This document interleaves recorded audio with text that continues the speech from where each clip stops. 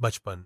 इतिहास के पन्नों में जब हम सच्चे वीरों की बात करते हैं तो एक नाम सुनहरा अक्षरों में लिखा जाता है, महाराणा प्रताप। 9 मई 1540 को उदयपुर राजस्थान के कुंभलगढ़ दुर्ग में जन्मे महाराणा प्रताप मेवाड़ के राजा उदय सिंह के पुत्र थे। बचपन से ही वो निर्भीक, स्वाभिमानी और देशभक्त थे। सिंहासन और संघर्ष।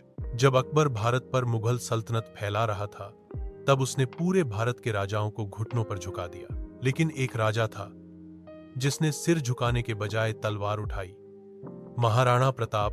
1572 में जब उन्होंने मेवाड़ की गद्दी संभाली तो उनके सामने सबसे बड़ा संकट था अकबर की अधीनता स्वीकार करना। लेकिन प्रताप ने साफ कहा, एडर, मैं मर जाऊंगा लेकिन अपने मातृभूमि का सम्मान कभी नहीं बेचूंगा।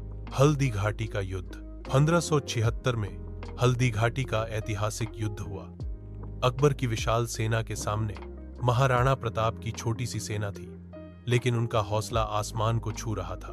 उनका घोड़ा चेतक, जो घायल होने के बावजूद उन्हें युद्ध भूमि से बचा ले गया, आज भी वीरता का प्रतीक है। जंगल और आत्मबल। पराजय के बाद भी महाराणा प्रताप ने हार नहीं मानी। उन्होंने जंगलों में रहकर अपनी सेना को संगठित किया। पत्नी और बच्चों के साथ झोपड़ी में रहकर उन्होंने वो जीवन जिया जो किसी साधु से कम नहीं था। आराजा वही जो अपनी प्रजा के लिए सब कुछ छोड़ दे। अंतिम विजय।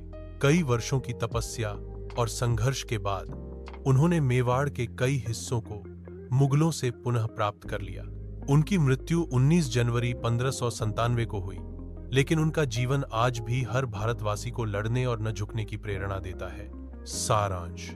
मैसेज। महाराणा प्रताप ने सिखाया कि सम्मान और आत्मसम्मान के लिए कोई भी कीमत बहुत बड़ी नहीं होती।